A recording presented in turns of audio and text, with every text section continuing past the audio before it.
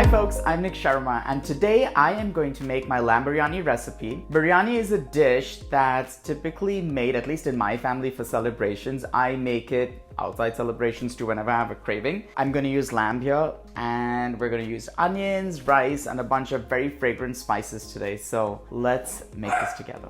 What are you up to? What are you doing? You need to be good, okay? While I film. Now I'm going to prepare the marinade for the lamb. I've already got my lamb chopped up, placed in a zip top bag. So I'm going to start by mixing the yogurt. And this is plain unsweetened yogurt. I'm going to now add my grated ginger and grated garlic and salt.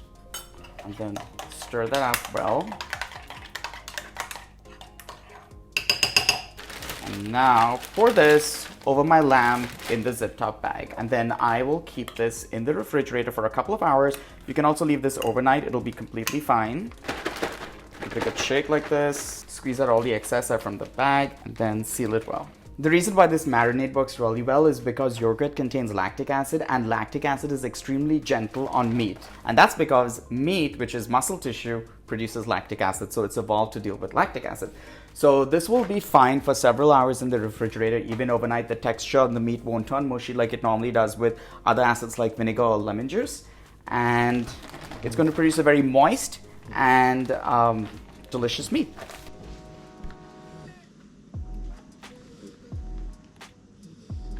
Now I'm going to move on to preparing the caramelized onions. I'm going to wait for the saucepan to warm up a little bit before I add my ghee. And ghee is an unsalted clarified butter. It has a high smoke point. It will also add a lot of aroma to these onions and they're going to be delicious once they're caramelized. Now that my ghee is melted, I'm going to add my onions that I sliced earlier. I'm going to pop the rings out so they cook quickly. And again, your cooking time, because we want these onions to get really caramelized and nice, like a toffee caramel brown, it's going to take a couple of minutes. Your cooking time for these onions will vary depending on the width of your saucepan.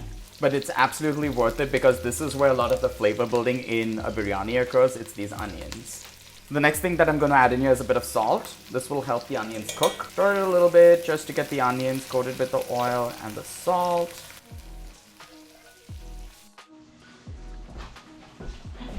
Now you can see how these onions have reduced completely down in volume. They've shrunk to almost, I would say, 1/8 of their original size.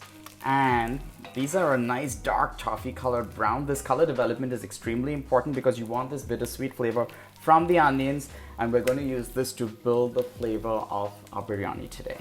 I'm now going to leave half of the onions in this saucepan and we're going to add the spices and cook them. And then the other half of the onions I've saved and I'm going to use this as a garnish for a biryani at the end. Now to the onions that I've reserved in my Dutch oven, I'm going to add my spices, starting off with cinnamon, bay leaves, cardamom and cloves.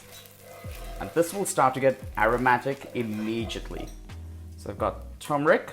I'm adding a little bit of mace, which is the outer little coating that appears on nutmeg. I am adding my Kashmiri chili powder. And if you don't have Kashmiri chili powder, you can use a mixture of paprika, which is smoked, and a little bit of cayenne. And I'm going to add my garam masala. And you can use store-bought garam masala or you can use the recipe that's available online at Serious Eats. Nice plug. And now this is already turned extremely aromatic. I'm going to reduce the heat a little bit so the spices don't start to burn. And if spices start burning, it's a big risk because things start to taste bitter and then you'll have to start all over again. So it's better to go with a lower temperature than a higher one.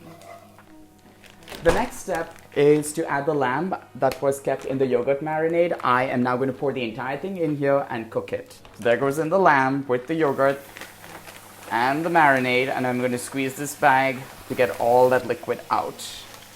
And now I'm just going to fold this, and the meat's going to absorb all the flavors from the spices, the onions that we were cooking, and it's also got the spices from the marinade. To this, I am going to add stock. I've got lamb stock. If you don't have stock, you can always use water, cilantro, and fresh mint.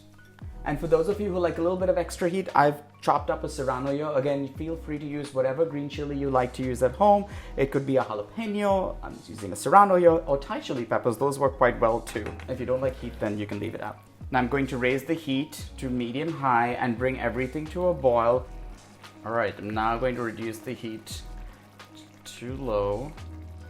So this will prevent things from burning.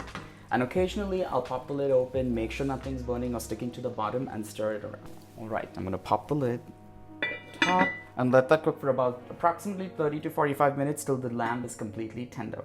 While the lamb is cooking on the stove, I'm going to wash my basmati rice. To do this, there's a little trick. I'm going to use a fine mesh sieve. You can place it over a bowl or a large measuring cup. Stick this over and my rice is going to go over it. And then I am going to wash it with running tap water. And one of the things to do here is to watch till the runoff is no longer cloudy. And that looks pretty good. If you see the water here, it's transparent so that the rice is clean. So I'm just going to transfer it to this, soak it with enough water about an inch above the height of the rice, and leave that to soak for 30 minutes. I'm now going to check the lamb and make sure nothing is sticking to the bottom of the pan. So every couple of minutes, I'm just going to give everything a stir, and you can see the lamb is already getting cooked. Now while the lamb is cooking, I'm going to start preparing the rice. So to start off, I have a saucepan, and I am going to heat it over medium-high. So I'm going to start with my water.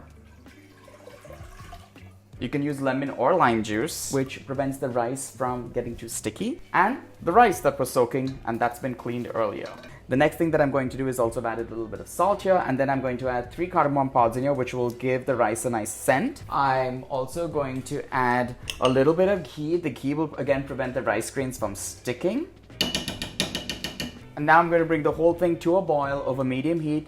Once it starts to bubble, I'm going to turn the heat to a low and let the rice cook for a little bit till it's a little bit al dente like pasta is, so that when you break the rice grain apart, you'll see an outer translucent ring and an inner opaque ring. Now that my rice is partially cooked, I'm going to drain the rice, discard all the water, and let it sit in the fine mesh strainer that I used earlier, and then we'll come back to this rice and layer it with the lamb.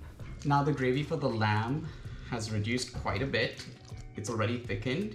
You could even take this a little further. What I'm going to do now is layer the basmati rice that I partially cooked earlier on top, and this will start to form the layers of the biryani. Okay, so the 2 layers are done, the rice and the meat. Now, I'm going to take my saffron, I'm going to grind half of it down to a fine powder using this mortar and pestle, and then the remaining strands, I'm going to add them into this bowl with some warm milk to extract the colors.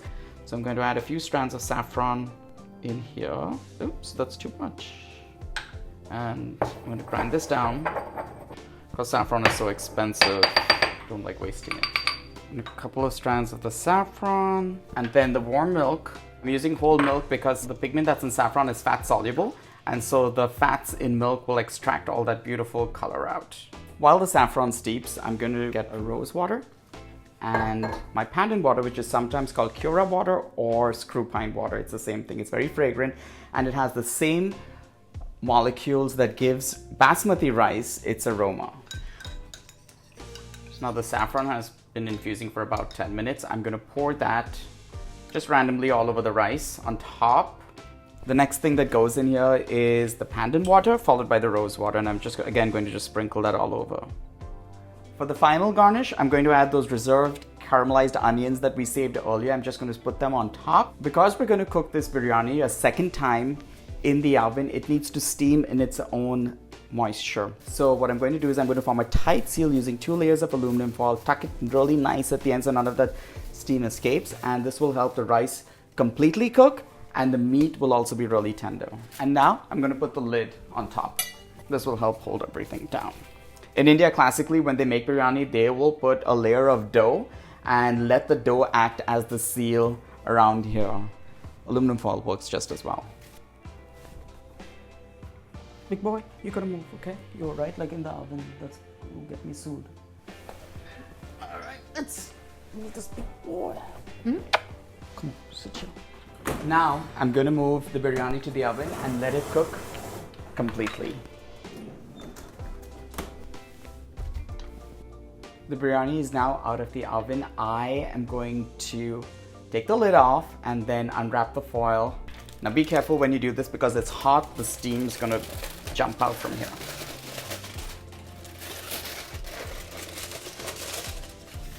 You can smell the rose water, the pandan water, and the saffron and those onions and spices, all of that in there.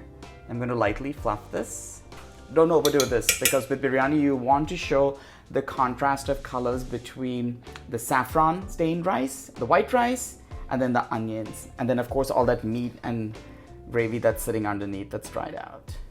So folks, my lamb biryani is ready. This is so delicious. You can taste, well, first of all, you can actually smell everything. You can smell the fragrance of the floral rose water, the pandan water that we added, the caramelized onions, the spices, from the cardamom to the cinnamon, and then of course also the saffron, little yellow color that it gives, and also along with the turmeric that we used earlier. Again, this is such a simple, easy dish to make at home, and I hope you guys had fun with me making it today.